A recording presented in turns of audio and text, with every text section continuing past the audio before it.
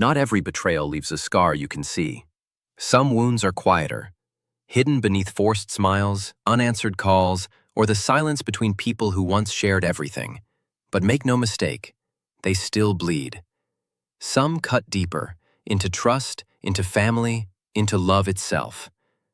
I'm Ethan Cole, and this is Vows and Violations, a place where the truth doesn't whisper, it demands to be heard. Every day, I bring you real stories from real people. Stories they thought they could bury. Lies they hoped no one would uncover. These are tales of promises broken, loyalty betrayed, and revenge served cold, sometimes in the most unexpected ways.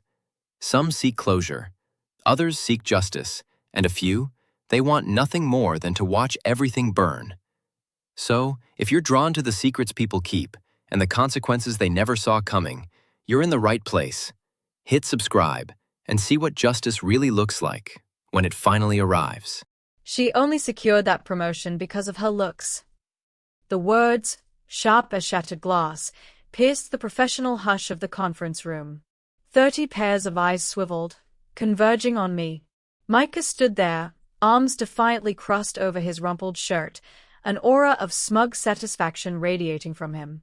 Behind me, my meticulously crafted PowerPoint presentation, the culmination of months of rigorous research, innovative thought, and unwavering dedication, seemed to shrink into insignificance under his dismissive gaze.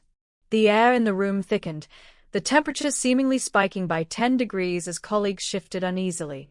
Some averted their eyes, while others openly scrutinized my reaction, a morbid curiosity etched on their faces.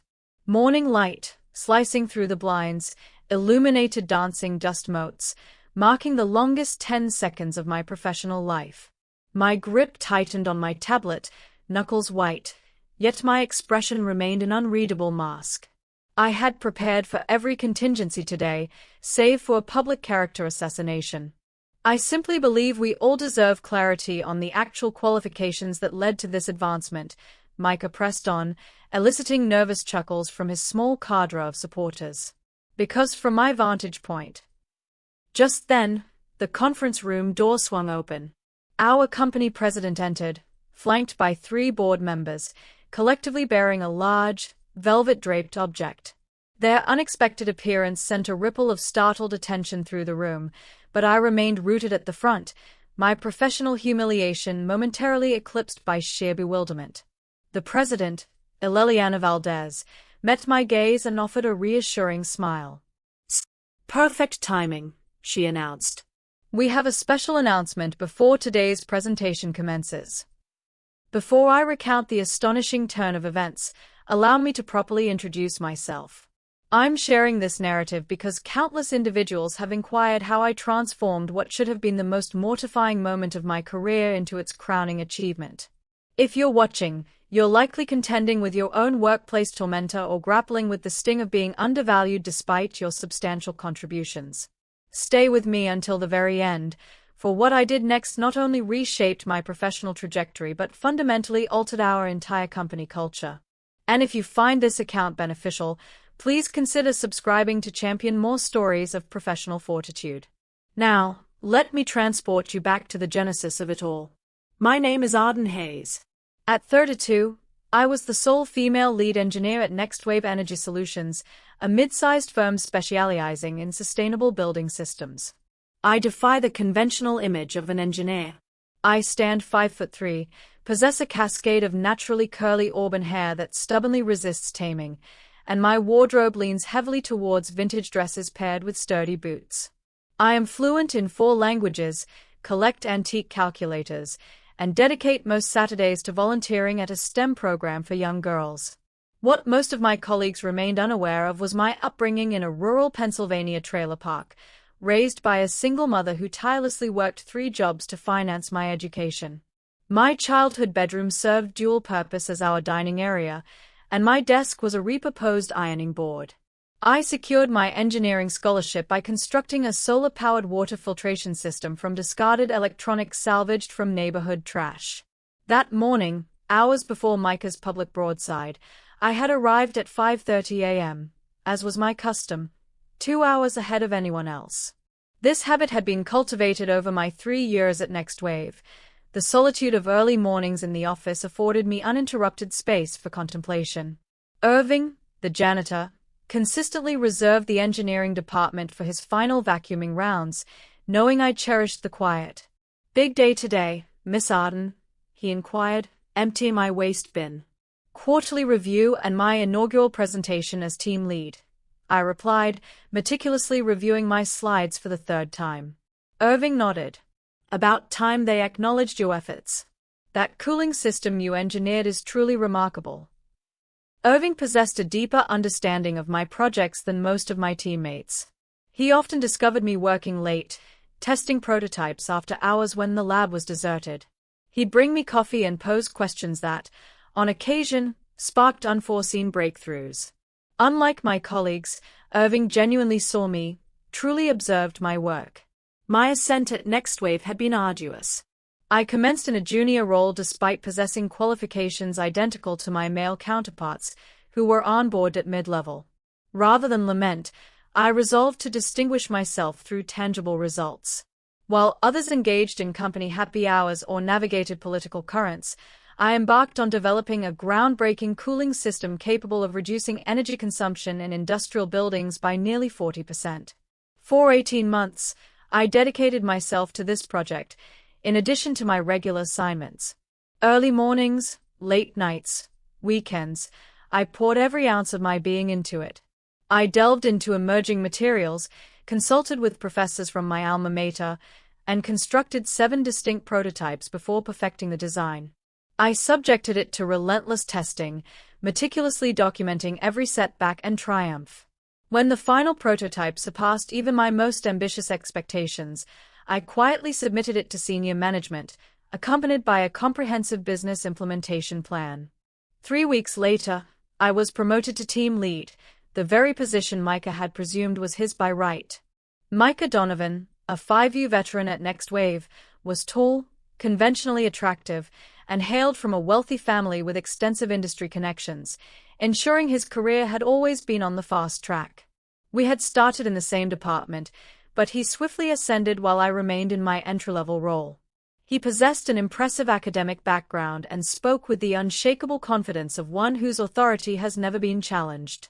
Clients favored him, management trusted him, and he was acutely aware of it. When my promotion was announced, the shock on his face was fleeting but unmistakable. He offered congratulations with a tight smile that failed to reach his eyes. "Well deserved," he uttered, though his tone conveyed the opposite. The weeks following my promotion were punctuated by subtle acts of sabotage. He would challenge my decisions in meetings, interrupt my explanations, and helpfully correct me on technical points I hadn't actually misstated. He deliberately scheduled team lunches that conflicted with my standing client appointments. Projects I had previously spearheaded suddenly became collaborative efforts requiring his oversight. I meticulously documented everything but kept my focus squarely on excellence, eschewing office politics. I cultivated alliances by acknowledging my team members' contributions and empowering them to showcase their talents. I made an effort to learn everyone's names, not just engineers, but maintenance staff, administrative assistants, and security guards. Yet, Micah's campaign against me grew increasingly brazen as the quarterly review loomed. Whispers reached my ears, suggestions that I had employed unconventional methods to secure my promotion, comments implying my appearance was my true qualification, insidious questions about my technical capabilities. The morning of the review, I selected my attire with deliberate care. A structured navy dress, professional, understated, a sartorial shield against scrutiny. I arrived exceptionally early to prepare the conference room, arranging handouts and double-checking the projection system. Everything had to be flawless. As team members filtered in, I greeted each by name. Most returned my smile, though some, Micah's closest allies, barely acknowledged my presence. Micah made his entrance last, resplendent in an expensive suit, flanked by 2 junior engineers who chuckled at his remarks. I commenced the meeting with a concise overview of our quarterly achievements. "Before I delve into specific projects," I began, "I want to acknowledge everyone's contributions. Engineering is inherently collaborative. And speaking of contributions," Micah interrupted, rising from his seat. I believe there's something we should address. The room fell silent. I paused, granting him the floor, curious about his trajectory, though my suspicions were already forming. There's been some confusion regarding the recent leadership changes, he stated, sweeping his gaze across the room rather than at me. And I believe transparency is paramount in a technical field such as ours. He finally turned to me, his expression a practiced blend of concern and condescension. Arden, you're well liked here. You possess a wonderful personality. You bring a certain aesthetic quality to the department. Several individuals shifted uncomfortably. I remained motionless, my expression impassive. But some of us are questioning the technical justification for your promotion. What specific innovations or revenue-generating projects have you personally spearheaded? Because from our perspective, it appears certain non-engineering qualities were prioritized. That's when he delivered the final, venomous blow. She only got promoted because she's pretty. The words hung in the air, a palpable weight between us, as my colleagues' reactions ranged from mortified glances to subtle, complicit nods. 3 years of relentless work, countless hours of overtime, the groundbreaking cooling system into which I had poured my heart and mind, all reduced to my physical appearance. And then, the door opened. The company president, Eleliana Valdez, entered, accompanied by the velvet-draped object. As she approached the front of the room, silence descended once more. Even Micah retreated to his seat, though a defiant glint remained in his eyes. I apologize for the interruption, President Valdez announced. But we received some news this morning that simply couldn't wait. Her eyes found mine. Arden, would you join me up front? Confused, I moved to stand beside her as she addressed the room. 3 months ago, Arden submitted a revolutionary cooling system designed to our R&D department. We were so profoundly impressed that we fast-tracked testing and submitted it to the National Sustainable Engineering Innovation Awards without informing Arden, as we wished to surprise her if it placed. My heart began to pound as the realization dawned. Not only did it place, President Valdez continued, her voice swelling with pride. Arden's design won first prize among over 300 submissions from companies across the country. She gestured to the board members, who ceremoniously removed the velvet cloth to reveal an oversized check for $250,000 and a gleaming crystal trophy engraved with my name. This is the highest honor in our industry for sustainable innovation, the president explained. The judging panel, composed of leading engineers and climate scientists, was unanimous in their decision. Arden's cooling system design will revolutionize energy consumption in commercial buildings, with projected savings of 38% compared to current systems. She turned to me, genuine admiration shining in her eyes. This is why you were promoted, Arden. And this is why, effective immediately, we're creating a new position for you, Vice President of Sustainable Innovation. Shock rippled through the room. Micah's face drained of all color as whispers erupted among my colleagues. Additionally, the president continued, 3 major manufacturers have already approached us about licensing agreements. The patent is approved with Arden named as the primary inventor, and the licensing deals are projected to generate over $12 million in the first year alone. She handed me the trophy and the check, then shook my hand as camera flashes illuminated the scene. The company photographer had discreetly entered to capture the moment. Would you like to say a few words? She prompted. I stepped forward, acutely aware of every eye in the room, particularly Micah's stunned gaze. This was my moment, my opportunity for ultimate vindication after his public attempt to humiliate me. I could have utterly destroyed him with a few carefully chosen words, exposing his profound ignorance about a project that had been meticulously developed right under his nose. Instead, I took a deep breath and offered a calm smile. Thank you for this incredible honor. This innovation did not materialize overnight. It demanded hundreds of hours of rigorous research, exhaustive testing, and meticulous refinement. While I am profoundly grateful for this recognition, what truly matters to me is the transformative impact this technology will have on energy consumption and global sustainability.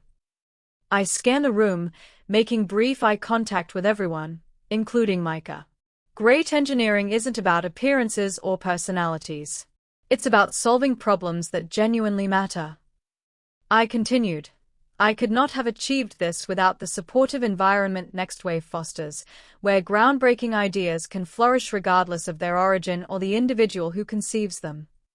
The applause began slowly, then swelled to a thunderous crescendo. As it subsided, I added one more point. I've prepared a comprehensive presentation on how this system functions and its myriad potential applications. But first, I'm curious. What questions do you have about the technical aspects of the design? I looked directly at Micah as the question hung in the air. His jaw tightened as he fully grasped the precarious position he was in. He had just publicly asserted my promotion was based solely on my appearance. Now, he faced the dilemma of either admitting his ignorance about my award-winning design or attempting to feign knowledge he did not possess. Several hands shot up around the room. I called on Elodie, a talented junior engineer who had always shown me respect. Could you explain how you overcame the thermal efficiency problems that have plagued similar systems? She asked. I nodded appreciatively. Excellent question. The pivotal breakthrough emerged when I redesigned the heat exchange matrix using a nanomaterial composite that— If I may interrupt, Micah interjected, standing again. His recovery was remarkably swift, his tone shifting to a collegial, almost condescending register. I think what everyone is really wondering is why this project was developed in secret instead of through proper team channels. Transparency is core to our values here. President Valdez raised an eyebrow. Actually, Mr. Donovan, Arden meticulously documented every step of her process. The project logs clearly indicate she invited collaboration from anyone interested during 3 separate department meetings. The sign-up sheet shows only 2 people responded. I vividly recalled those meetings. I had presented my initial concept as an optional side project for anyone passionate about sustainability innovation. Most individuals had been too preoccupied with immediate deadlines or had simply failed to grasp the project's immense potential.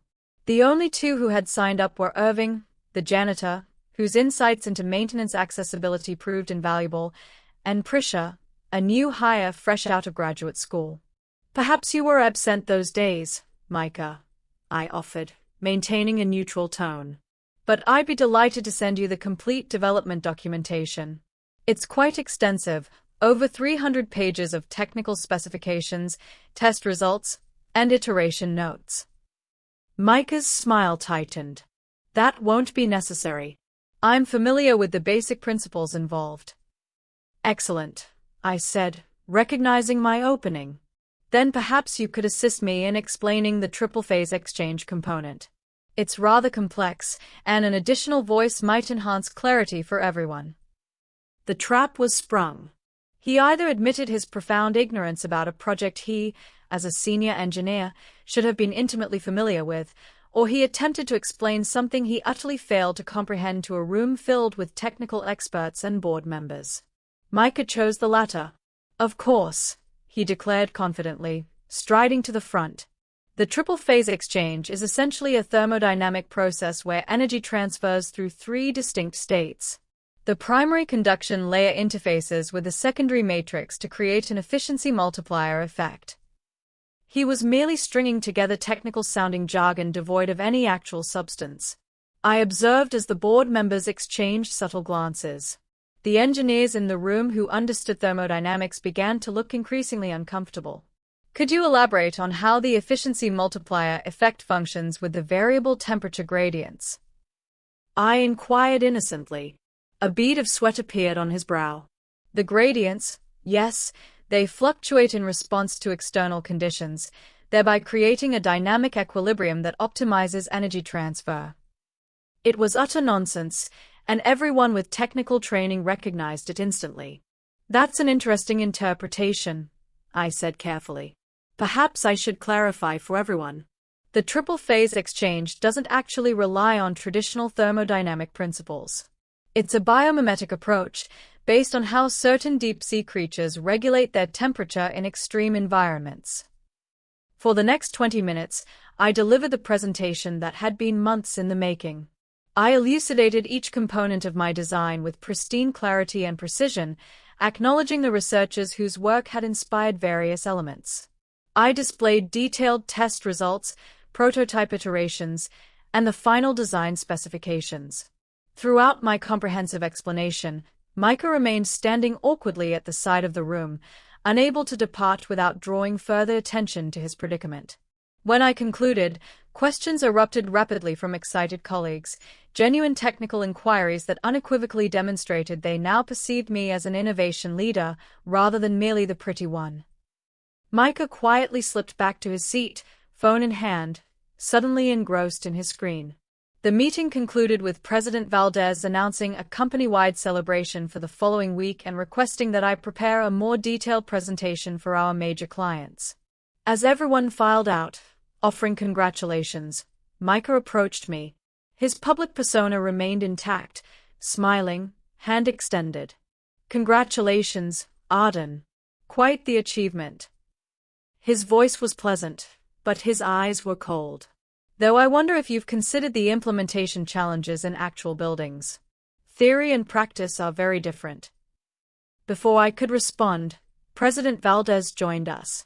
"Actually, Micah, that's our very next step. I'm forming a pilot implementation team, and I'd like you to be part of it, under Arden's leadership. Of course, your practical experience will nicely complement our innovation." His expression froze for a millisecond before he regained his composure. "I'd be delighted." "Excellent," President Valdez affirmed. "Arden, please send me your recommendations for the rest of the team by tomorrow. I've allocated a separate budget for this initiative." After she walked away, Micah's facade crumbled slightly. "This isn't over," he murmured, low enough that only I could hear.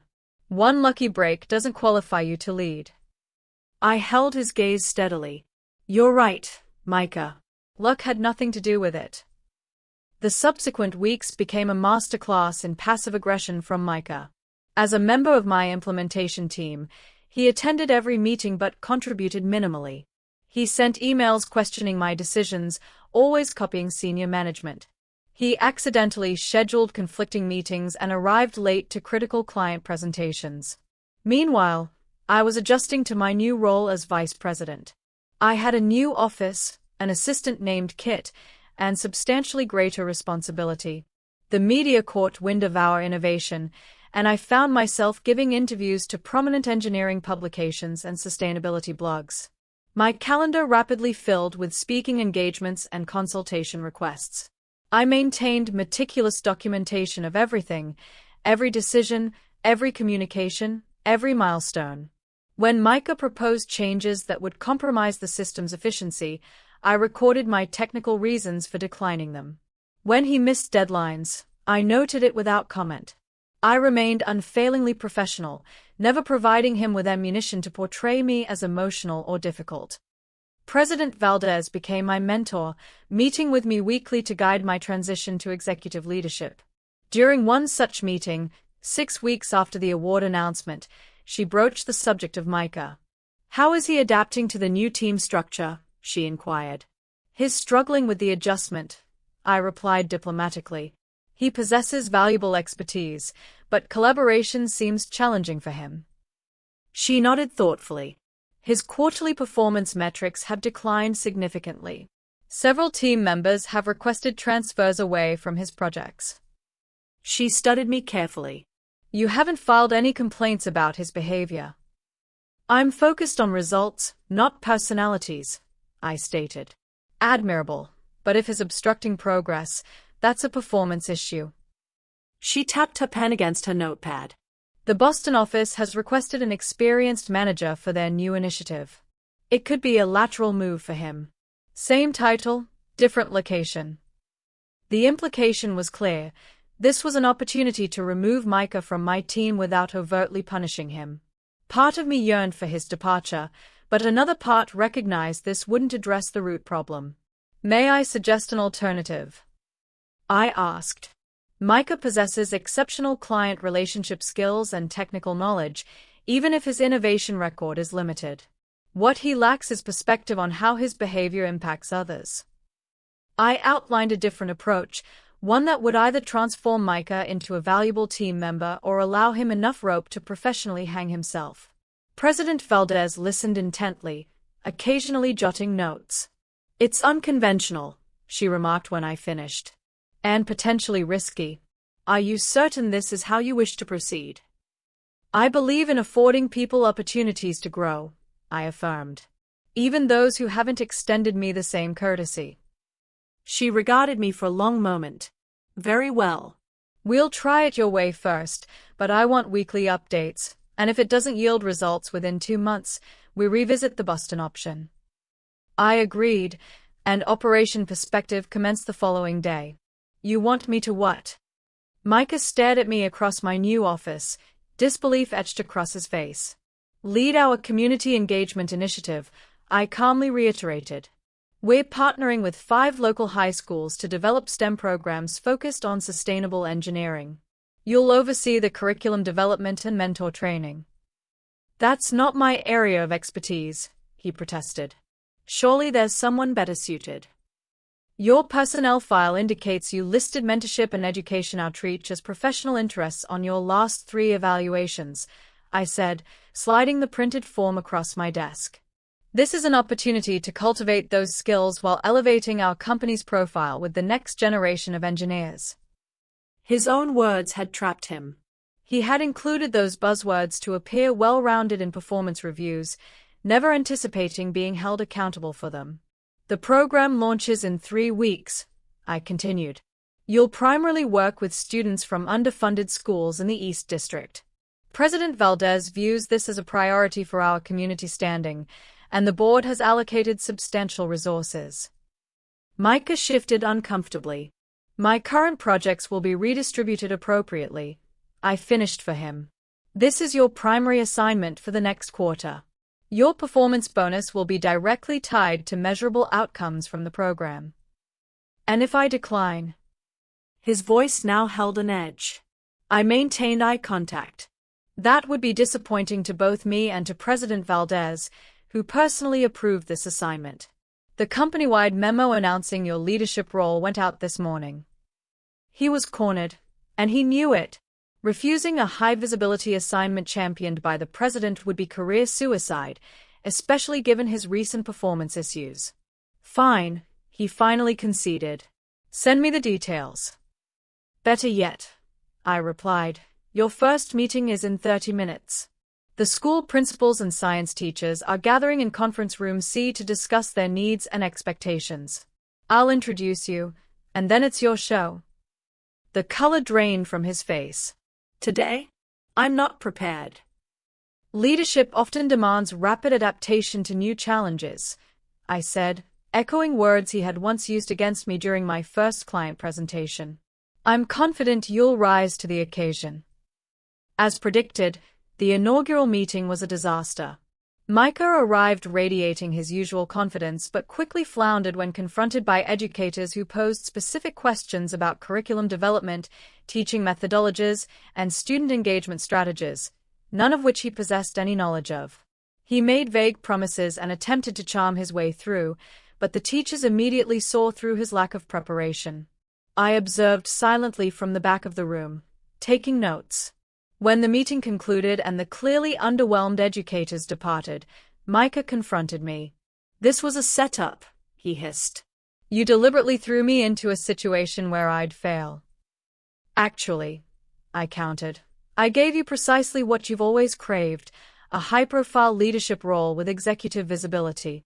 The difference is that in this role, your audience doesn't care about your connections or your charm. They care about substance and genuine commitment to their students." I handed him a folder.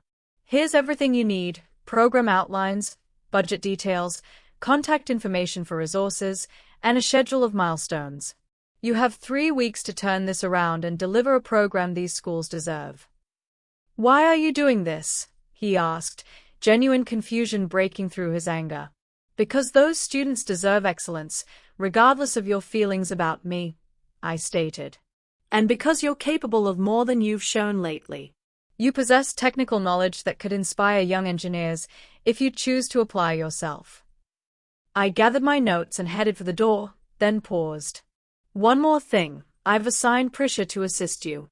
She has experience with educational outreach from her graduate work. I suggest you listen to her input.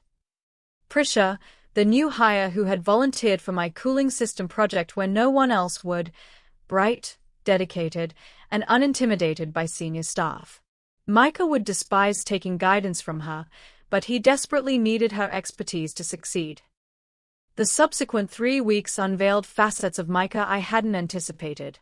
Initially, he approached the assignment with minimal effort, clearly expecting to make token appearances while delegating the actual work to Prisha.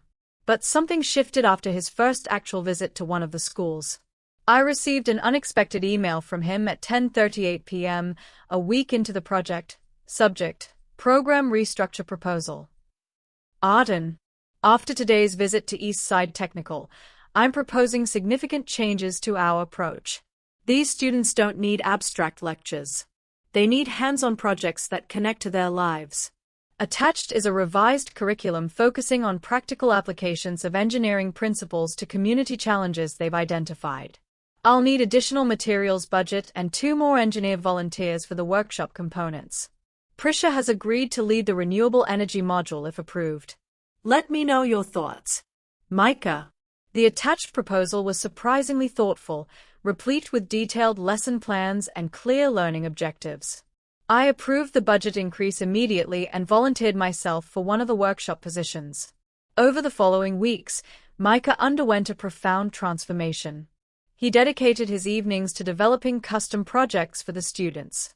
He actively recruited additional volunteers from engineering departments across the company. He even leveraged his industry connections, previously utilized solely for his personal advancement, to arrange field trips to manufacturing facilities and research labs. The program launch far exceeded everyone's expectations. Students who had never considered engineering as a viable path were suddenly engaged and excited. Teachers reported increased attendance and participation in science classes. Local news outlets cover the initiative, featuring interviews with Micah and students proudly showcasing their projects. At the culminating event, a mini innovation fair where students presented their projects to industry professionals, I stood at the back, observing Micah. He moved effortlessly from presentation to presentation, asking thoughtful questions and offering genuine encouragement. There was none of his usual performative charm, just authentic engagement with the students' nascent ideas. President Valdez joined me, watching the scene unfold. Your unconventional approach appears to be working, she remarked. I hardly recognize him. He needed purpose beyond mere advancement, I offered, and to experience the profound impact of genuine contribution. The board is impressed, she continued. They're considering expanding the program to all our locations next year. She gave me an appraising look. This was never about revenge, was it? Revenge would have been sending him to Boston, I replied. Honestly, this was about something far more significant. After the event, as engineers and teachers mingled over refreshments, Micah approached me. He looked different, tired, yet energized, his usual polished appearance slightly rumpled from a day spent assisting students with their displays. I owe you an apology, he stated without preamble. Several, actually. I waited, granting him space to continue. I've been, he searched for the right words, threatened by you since you arrived. Your talent, your work ethic, your uncanny ability to solve problems I couldn't even perceive. It was easier to dismiss you than to acknowledge that. He glanced around at the students, who were proudly exhibiting their projects. These past weeks have been clarifying. I've been so fixated on titles and advancement that I completely forgot why I became an engineer in the first place. I nodded, recognizing the profound sincerity in his words. These students don't care about office politics or who occupies the corner office. They simply yearn to learn and create. Exactly, he affirmed. Working with them, witnessing their excitement when something finally works after multiple failures, it reminded me of when I felt that way. He met my eyes directly. I was wrong about you, Arden. Your promotion wasn't about appearance or politics. You earned it through innovation and vision I couldn't match. It was the acknowledgement I had never expected to hear from him. "Thank you," I said simply. "What will you do now?" He looked thoughtful. President Valdez mentioned the possibility of making this educational initiative permanent, with dedicated leadership. I'd like to be considered for that role, if you'd support it. It was my turn to be surprised. You'd leave the engineering track for education outreach. I'd still be engineering, he clarified, a slight smile playing on his lips.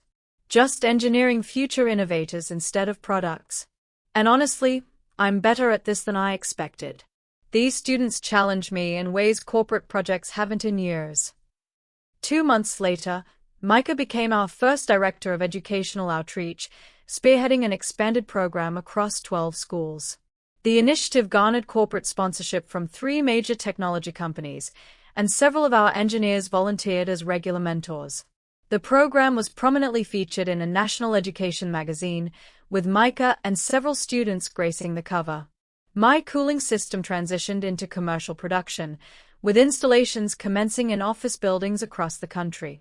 The energy savings surpassed even our most optimistic projections, and new applications emerged in data centers and manufacturing facilities. Irving, the janitor, received a Special Innovation Contribution Award and a significant bonus for his invaluable input on the maintenance aspects of my design.